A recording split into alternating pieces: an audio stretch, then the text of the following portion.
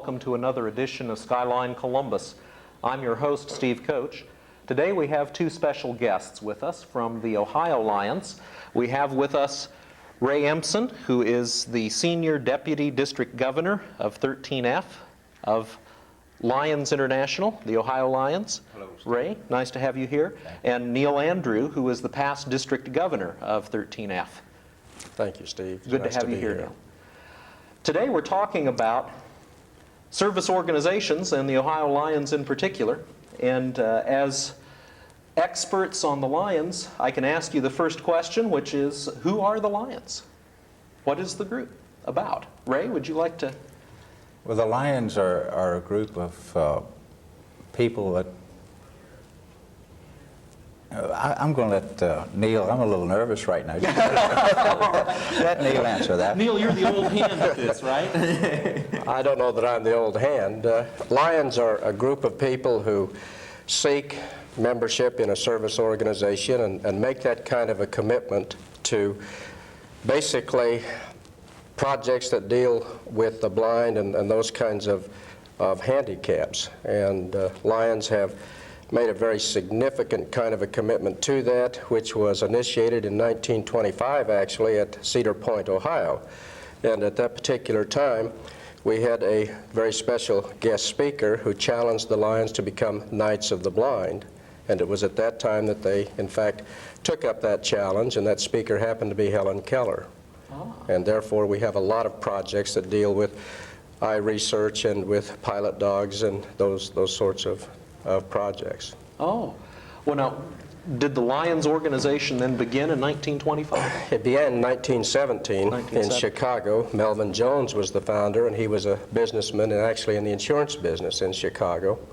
And he became a little bit disenchanted with most organizations that were social in nature and wanted people to become more philanthropic in nature and to help their community and give back to their community, much as we hear here in Columbus recently with the person who donated the money for the fireworks for Columbus Day. Ah. And so from 1917 to 1925, the group was probably involved in various projects and organizing, and then committed themselves more to programs for sight in 25. I think it's fair to say that during that period of time they were in a formative stage, and they were ripe at that particular point in time for a suggestion to be given. And what better ambassador than Helen Keller, and it was recognized that this was a very prevalent kind of a problem throughout not only North America but throughout the world. And so that's been a leading force for us to develop membership in clubs throughout the world. Mm-hmm. Now, I know that Lions is an international group. Can you tell me a little bit about the international character of Lions? We're 1,400,000 strong members in Lionism, and we're in 171 countries, including Russia and several communist countries. We get together once a year at an international convention. Mm-hmm. This past year it was at Brisbane, Australia. And it was quite, it was a lot of fun to meet people from all walks of life, and all of us working for the same ends to raise money to help the blind people with diabetes. And the Sight First program, that's a big program that we have going right now internationally. Mm-hmm. So the focus on helping people with eye problems, with sight problems, is an international focus. It happens across the world with Lions clubs? That is true. We've just announced, as Ray indicated, what we call a Sight First program, which is to deal with preventable and reversible types of blindness or eye diseases. And that allows countries like the United States that are more highly developed to be involved in programs like laser operations and cornea transplants.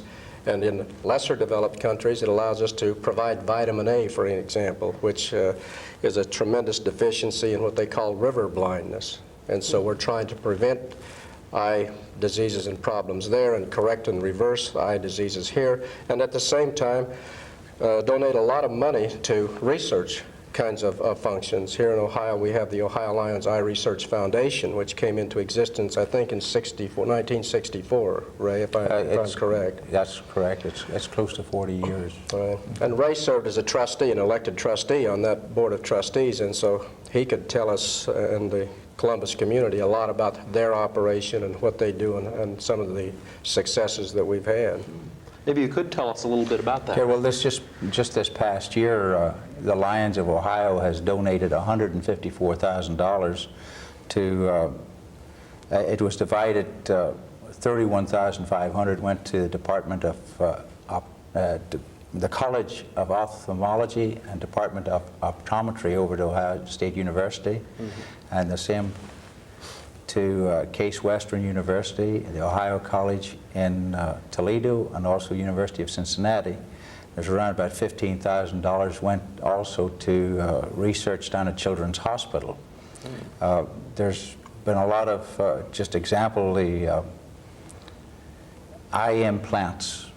A lot of research and a lot of the new procedures came out of from the monies that we have donated to help them on their research. The money we give is just more or less seed money. It grows 5 times with the grants that they get from different organizations around the country.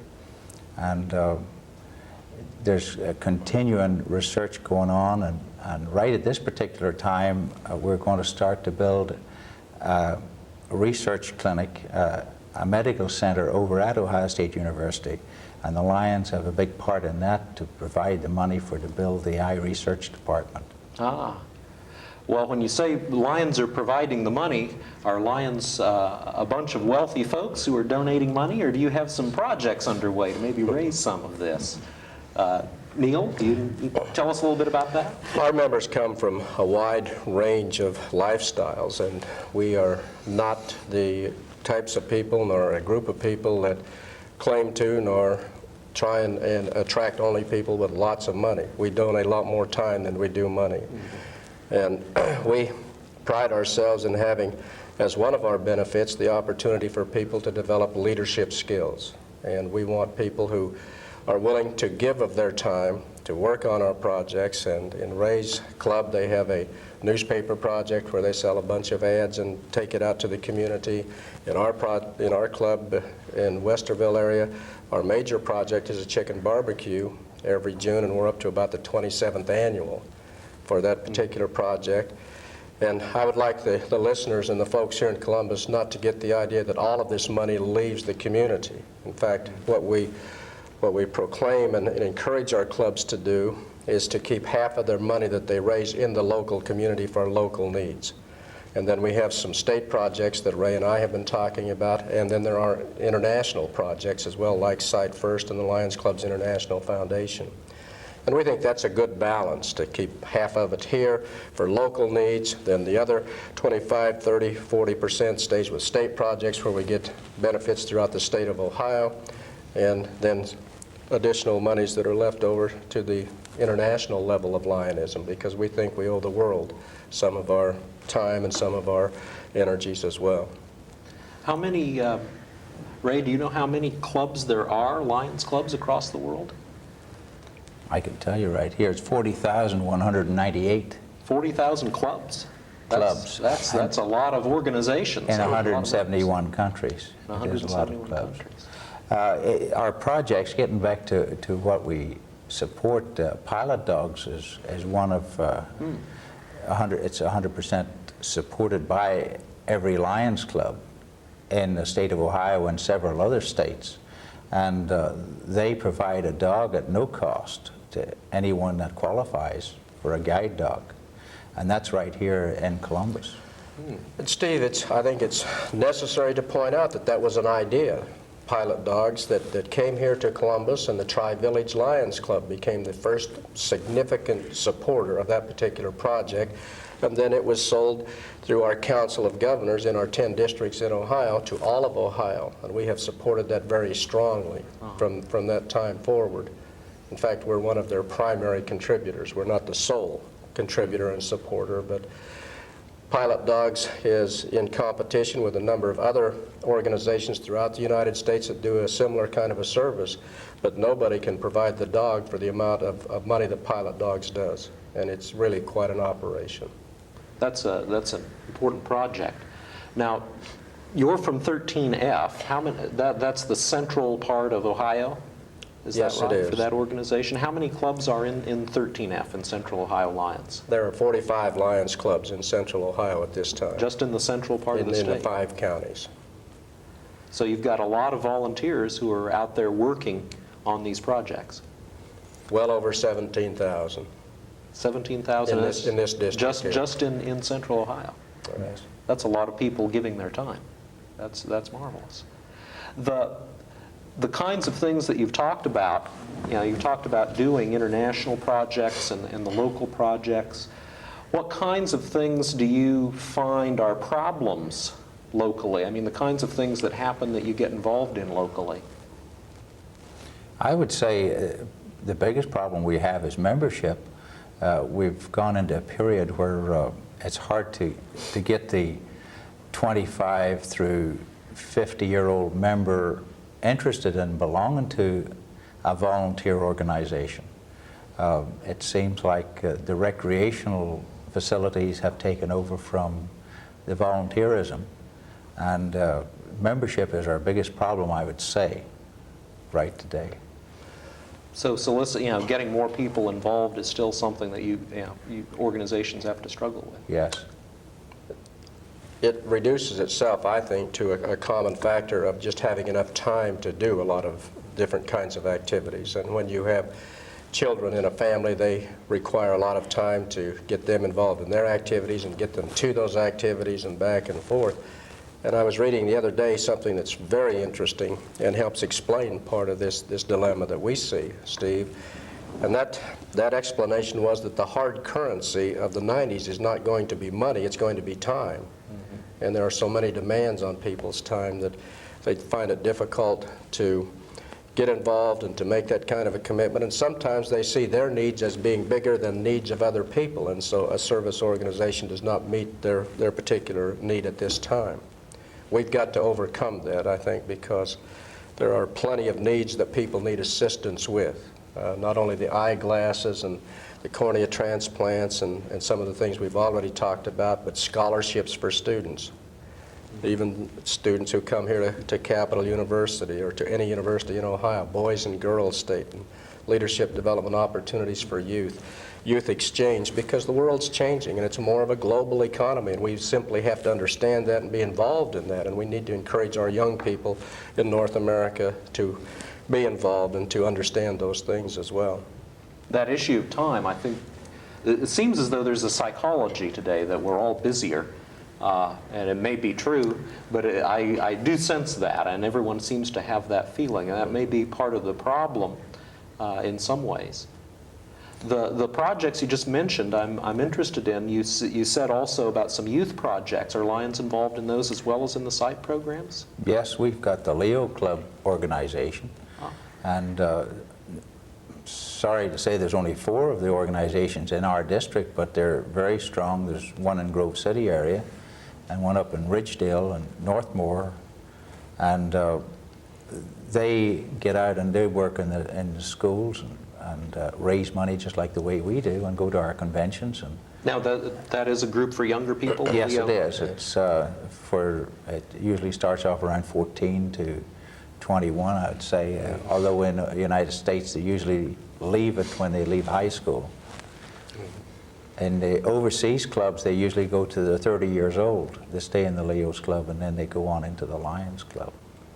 But that organization and also some of the concerns of Lions are aimed at things such as scholarships and youth programs. Very much so, yes. And leadership development opportunities. Mm-hmm. These young people can become officers in a club. When they go to district convention, they have seminars and workshops on how to become better leaders and development of leadership skills. And really, I think it's very interesting for them. And they seem to appreciate the idea, Ray, that they can learn about the larger community and see some of the needs there and not look so much inward just on themselves. And I think that makes a better citizen. As youth also, the Lions of Ohio sponsor a band, and the band comes from all walks of life, all the schools around Ohio, and we take that band with us on our conventions. And there was, what, 59, I think, members in the band that went to Brisbane, Australia for to play in our parade. And they also played concerts, I understand, in Sydney and up in Brisbane and in different places. And they get a lot of experience and exposure when they go with us like that.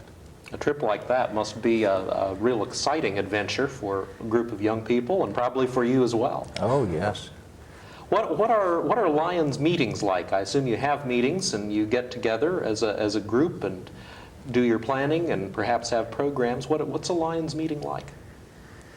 It starts off with the pledge to the flag, and then we usually sing the first verse of America, and then there's a prayer. We go from that into a dinner.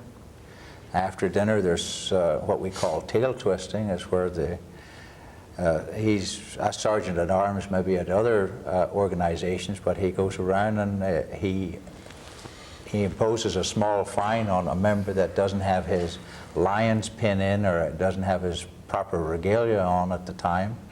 And it creates fun and frolic during that period.